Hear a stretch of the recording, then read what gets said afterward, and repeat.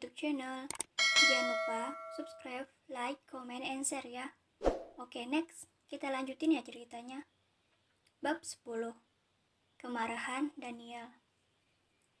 Kini Naya baru saja tiba di depan pusat perbelanjaan yang berada di tengah-tengah kota. Banyak orang berlalu lalang serta keluar masuk. Naya menatap kagum hal itu. Ini untuk pertama kalinya Naya pergi ke pusat perbelanjaan sebesar ini. Biasanya ia hanya akan pergi ke pasar atau supermarket kecil. Wah, ternyata begini keadaan mal. Sorak Naya bahagia. Sayangnya Dinda tidak ada di sini, sambungnya dengan lirih. Naya pun melangkahkan kakinya untuk menaiki tangga yang tidak terlalu tinggi. Mata gadis itu menyapu keramaian. Ia sudah berada di dalam pusat perbelanjaan. Naya bingung, ia harus kemana. Karena ramainya orang membuat ia sedikit takut. Di tempat sebesar ini akan sangat merepotkan jika ia akan sampai tersesat. Apalagi aku pertama kalinya kemari. Batin Naya. Ia menghela napasnya. Naya kembali melangkahkan kedua kakinya itu. Berjalan ke tengah-tengah pusat perbelanjaan. Berbagai macam toko yang ada di hadapannya sekarang. Matanya tak berhenti menangkap banyaknya berbagai barang-barang keperluan wanita, seperti baju dan alat kecantikan. Karena hari Minggu, pusat perbelanjaan begitu sangat ramai, diburu oleh orang-orang. Naya menghentikan kembali langkahnya. Matanya berputar ke kanan dan ke kiri. Gadis itu benar-benar dibuat bingung. Ia tak tahu harus kemana dan membeli apa. Sampai salah satu toko pakaian yang berderet rapi menarik perhatiannya.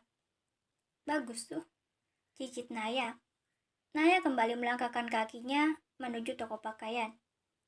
Sesampainya di depan toko itu, Naya disambut hangat oleh salah satu karyawan toko itu. Selamat datang Nona, silakan dilihat-lihat dulu. Barang yang kami jual di toko ini adalah barang-barang yang sangat berkualitas. Kami harap Nona tertarik dengan salah satu gaun yang ada di toko kami. Ucap karyawan itu seraya menjelaskan dengan sopan. Tak lupa senyum manis yang harus ditunjukkan kepada para pengunjung. Naya hanya membalasnya dengan anggukan kecil. Ia pun melangkah masuk ke dalam toko. Banyak orang yang sedang memilih gaun-gaun yang ada di dalam toko. Matanya menyapu seluruh gaun yang ada di dalam toko itu.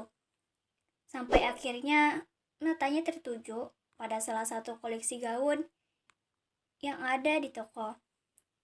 Gaun yang berhasil mencuri perhatiannya. Gaun itu berwarna merah yang memiliki panjang di bawah lutut serta berlengan panjang. Naya mendekati gaun itu. Tangannya perlahan mulai bergerak untuk memegang gaun yang sedari tadi mencuri pandangannya. Gaun ini sangat lembut. Kombinasi warna dan coraknya sangat pas. Berapa kira-kira ya? Batin Naya memuji keindahan gaun yang sedang ia pegang.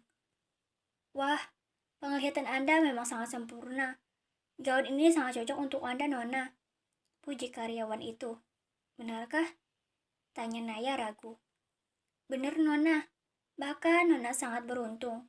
Karena hari ini toko kami sedang ada diskon. Setelah kami diskon, harga gaun ini hanya tersisa 9 juta. Tidakkah itu harga yang sangat murah, Nona? Sahut salah satu karyawan yang lain. Mata Naya membulat. Ia perlahan melepaskan jari jemarinya dari gaun indah itu. 9 juta kau bilang murah? Apa kau waras? Uang 100.000 saja aku harus berpikir 10 kali untuk menggunakannya. Apalagi ini 9 juta. Batin Naya yang benar-benar dibuat terkejut saat mendengar harga gaun yang sangat mahal. Itu mohon maafkan saya yang sudah lancang. Tapi sepertinya saya tidak akan membeli gaun di toko. Harganya sangat mahal. Saya tidak punya uang sebanyak itu. Sekali lagi maafkan saya. Naya membungkukkan badannya berkali-kali, seraya meminta maaf. Gadis itu benar-benar merasa tidak enak, karena ia sudah membuat dua karyawan menjelaskan panjang lebar kepadanya. Namun sayangnya, permintaan maaf dari Naya tidak membuahkan hasil apapun, kecuali berbagai makian yang ia dapatkan. Heh, tidak punya uang kenapa kau melihat-lihat? Bahkan kau sudah menyentuh gaun ini. Setelah kau sentuh, gaun ini sudah tidak seindah sebelumnya. Harganya akan sangat murah gara-gara sentuhan dari tangan kotormu itu. Maki salah satu karyawan dengan suara tinggi. Naya terdiam membisu, mendengarkan makian yang dilontarkan oleh karyawan toko itu. Cih, bahkan di lehermu ada bekas gigitan. Tapi kau tidak mampu sama sekali untuk membeli gaunnya. Sepertinya kau harus mencari laki-laki yang lebih kaya raya, dan kau naik ke atas ranjang untuk melayaninya, agar kau bisa mendapatkan uang lebih banyak lagi. Sahut karyawan yang juga ikut-ikutan menghakimi Naya. Bahkan karyawan itu sudah menghina Naya. Saya tidak seperti apa yang kalian pikirkan, dan semua itu tidak benar. Lagi pula saya hanya menyentuhnya, tidak mengotori atau bahkan merusak gaunnya, ucap Naya membela dirinya. Dan ya, kenapa kalian semarah itu? Saya juga sudah minta maaf kan? Dasar wanita tidak tahu diri. Apa kau tahu, gaun ini menjadi kotor dan tidak berharga lagi setelah kau sentuh. Pekik karyawan itu semakin marah. Saya benar-benar minta maaf. Setelah Naya mengucapkan kalimat permintaan maafnya, ia mencoba keluar dari toko itu. Namun langkahnya terhenti dikala salah satu karyawan mendorong tubuhnya hingga terjatuh. Kepala Naya tak sengaja terbentur kursi, sehingga dahinya mengeluarkan darah yang cukup banyak. Bukan hanya di dahinya saja, tetapi Naya juga mendapatkan luka memar di kedua lututnya. Ini sakit sekali.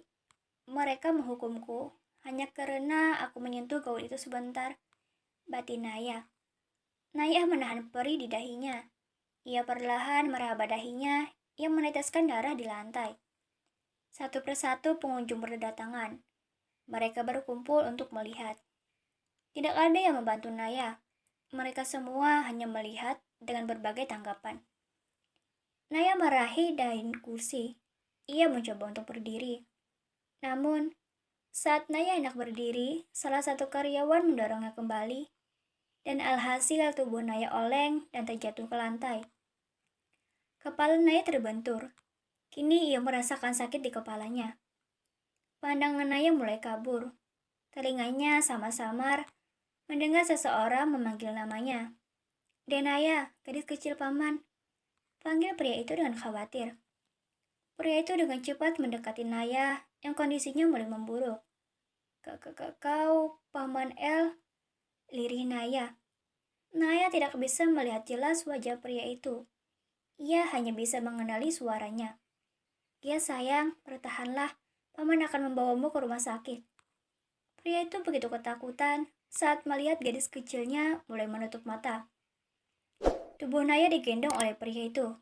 Sebelum keluar, pria itu memandang semua orang dengan tajam dan menakutkan.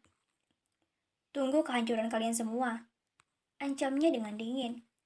Setelah mengucapkan kalimat ancaman yang begitu menegangkan, pria tersebut langsung membawa Naya keluar dari toko.